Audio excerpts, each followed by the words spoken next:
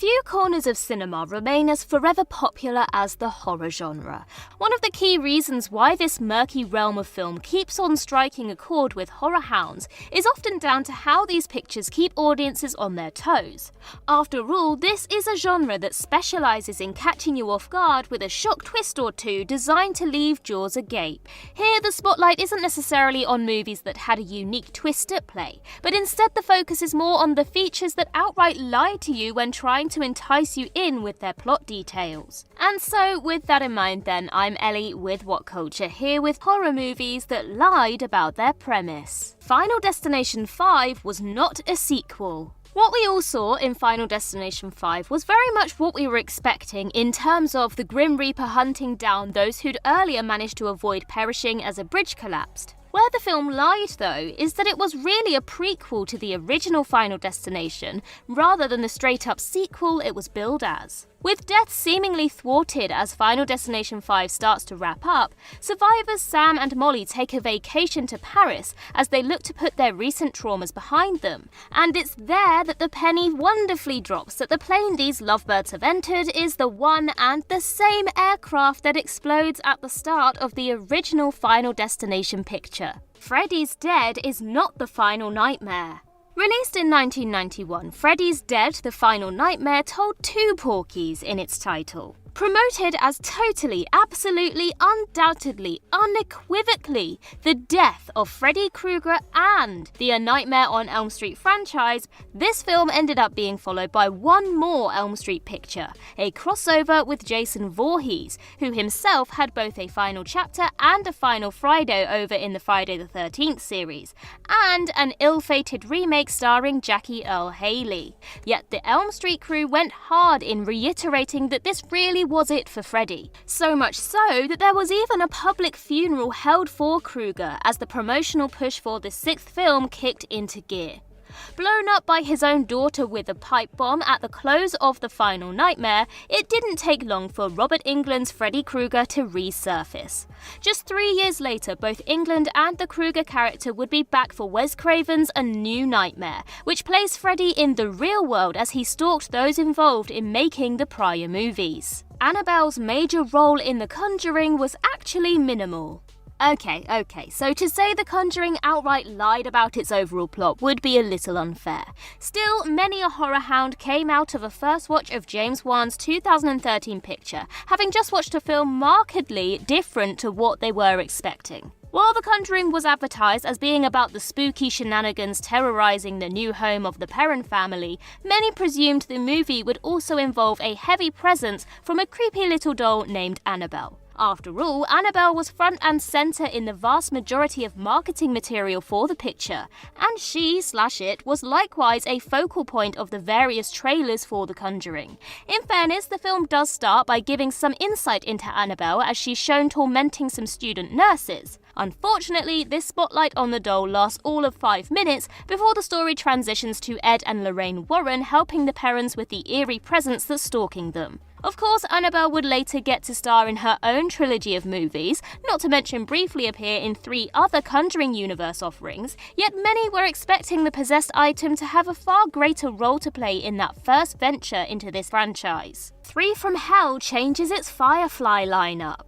Fans had waited for 14 years to see Rob Zombie's Firefly family back in action. Last seen shot to death in an almighty blowout at the close of 2005's The Devil's Rejects, the finality of that demise meant that few ever expected to see from the Firefly folk again. So when it was announced that Zombie was bringing Otis Baby and Captain Spaulding back for one more ride in 3 from Hell, fans were eager to see how the trio survived the events of the prior movie in order to embark on their latest mission of chaos and carnage. Unfortunately, real events meant that plans had to be changed by the time 3 from Hell was finally released in 2019. While the plan was always to once again showcase the aforementioned trio of Firefly characters, the declining health of Sid Haig, the man behind Captain Spaulding, meant the veteran actor's role in the picture had to be greatly reduced.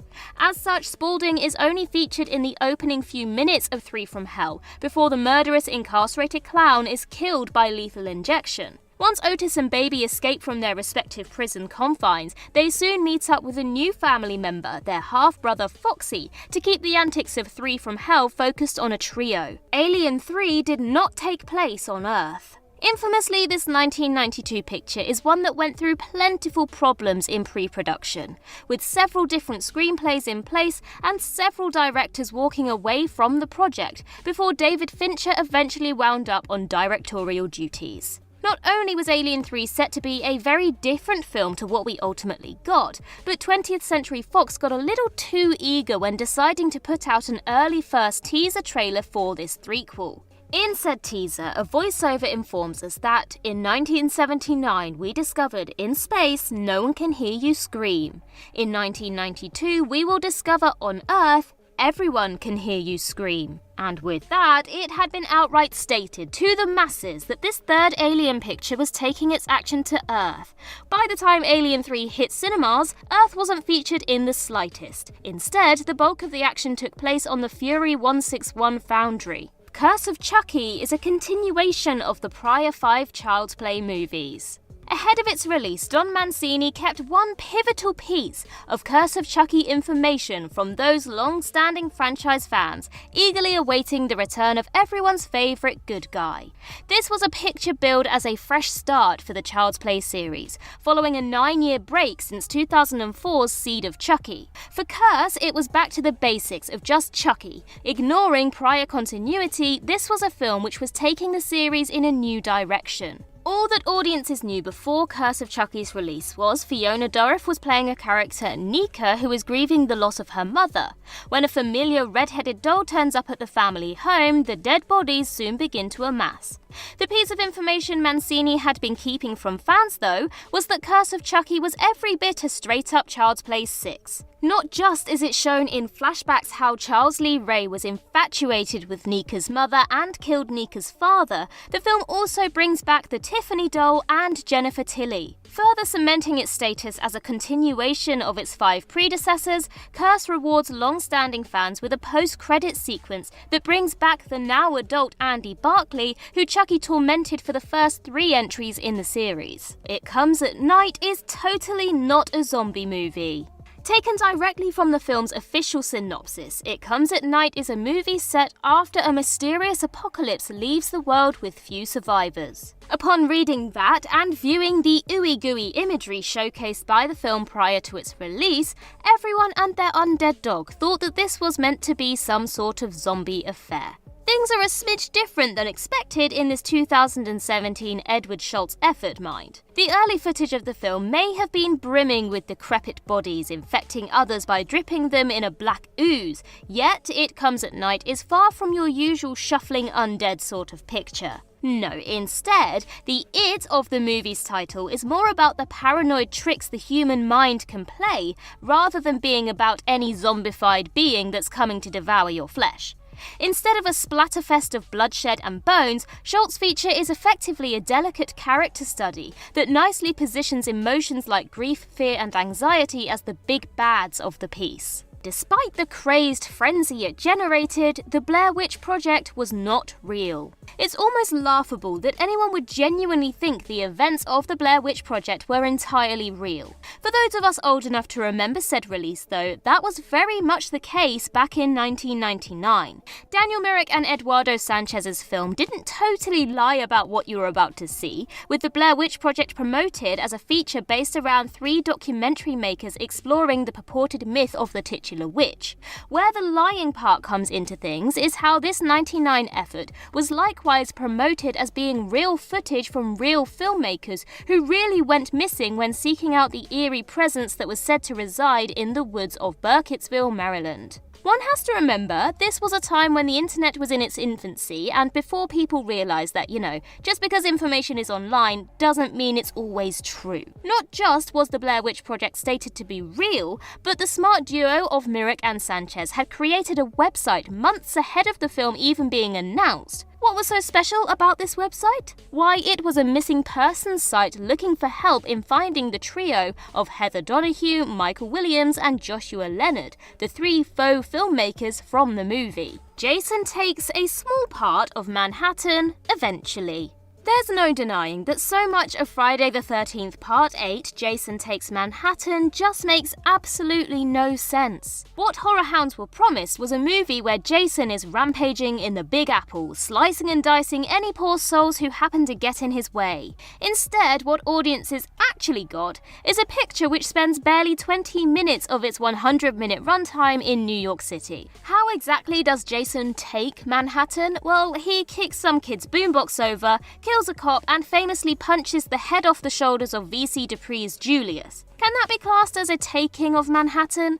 Of course not. It's the sheer lack of time in New York City that's the real kicker though, for this 8th Friday the 13th film was billed as Camp Crystal Lake's most iconic son on a lengthy tear through Times Square and beyond. Added to the utter confusion of this offering, when did Camp Crystal Lake become attached to the ocean? Why was it deemed logical to sail to New York rather than go by car or train? And why the hell did somebody think it was wise to develop a movie that basically dumped Jason on the Love Boat? From the Depths was not about a shark attack survivor. 2020's From the Depths is certainly a unique entry into the shark movie subgenre.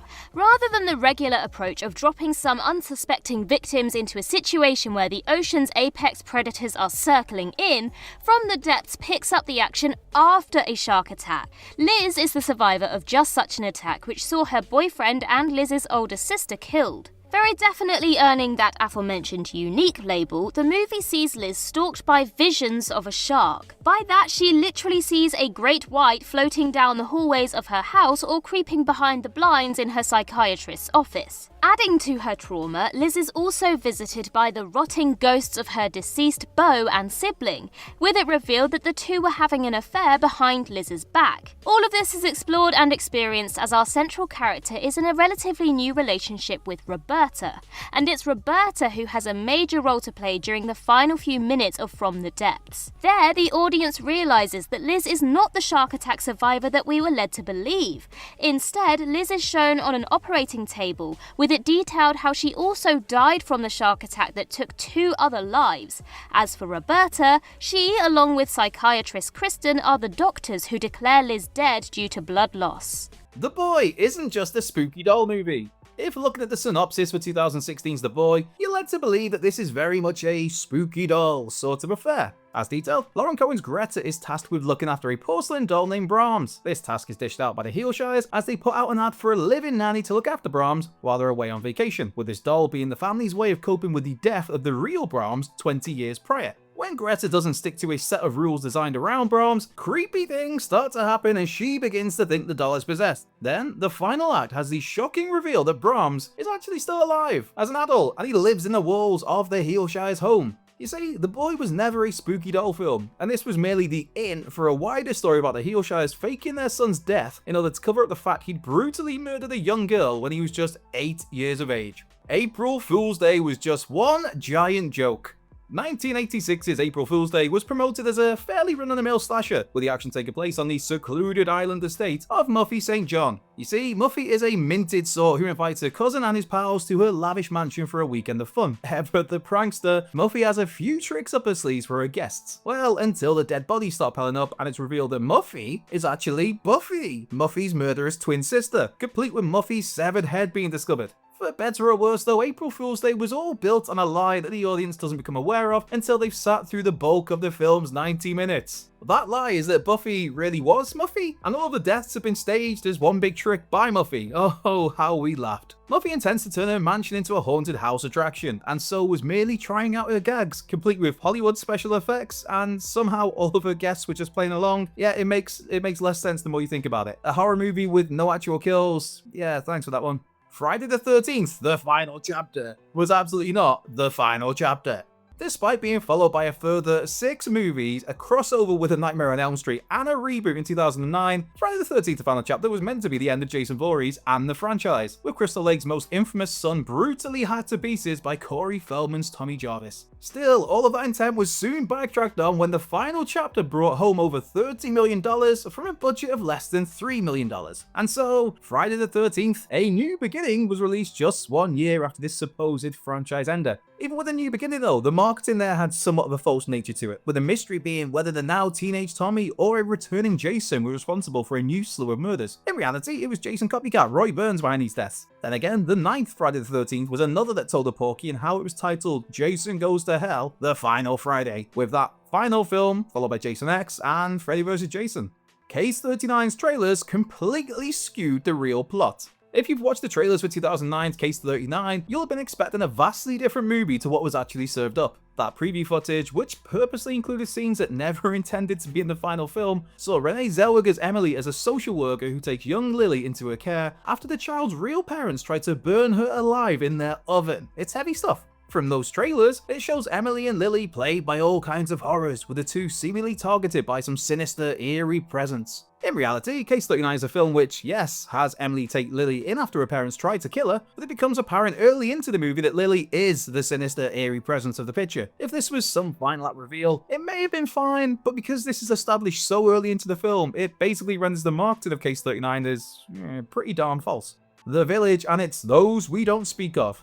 Some have a huge appreciation for 2004's The Village, whilst others will lambast the film because it wasn't exactly what it was billed as. M. Night Shyamalan swerving in the audience with the last thing they were expecting? Never. Of course, we were all led to believe that The Village took place in the 19th century, with a focus on a remote community that had ominous creatures lurking on its outskirts. They're too far from the village, and these monsters, known as those we don't speak of, will be there to terrorize you. In reality, The Village is absolutely set in the modern day, as detailed when Bryce Dallas Howard's Ivy ventures outside of the woods in search of medicine. While she does find someone who's able to give her what she needs, Ivy's blind and so is unaware that she's actually escaped a wildlife park funded for by the village's founder, Edward. As Edward and the other elders reflect back on their lives, the audience is told how this isolated society was created decades ago by a group of people just frankly sick of the real world. And those monsters, yeah, they were just members of the community dressed up. Primeval's most prolific serial killer mystery.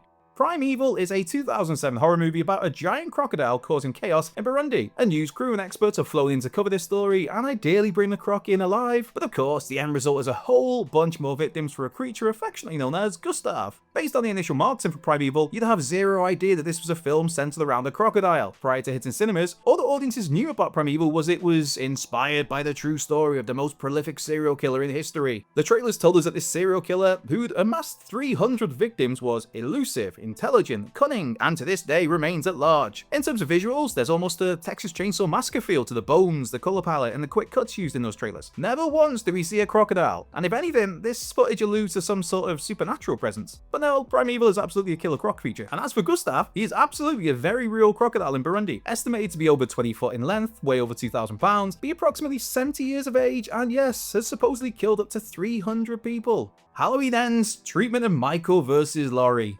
Yes, did Halloween Ends outright lie about its central premise? Technically not, but it certainly undelivered on what was expected to be a battle for the ages between Michael Myers and Laurie Strode. While we did indeed get one final showdown for these longtime rivals, that was reserved for the final 15 minutes of the movie, with Michael instead spending the vast majority of the film out of commission in an underground sewer tunnel pipe thing. Instead, it's Corey Cunningham who gets to take the spotlight as the villainous focus of the final leg of David Gordon Green's Halloween trilogy, and admittedly, Corey is an interesting character, and showcasing the downward spiral of a tragic accident can have on a person and on a town, that was an interesting angle. But really, that wasn't what people were paying their money for, was it? No, you go into Halloween Ends, you want to see Michael versus Laurie. So while horror hounds were excited to see the explosive final battle between one of horror's greatest heroes and one of his greatest villains, no, instead we had that battle in the final 15 minutes, and that left so many people feeling shortchanged. The Texas Chainsaw Massacre was not based on true events.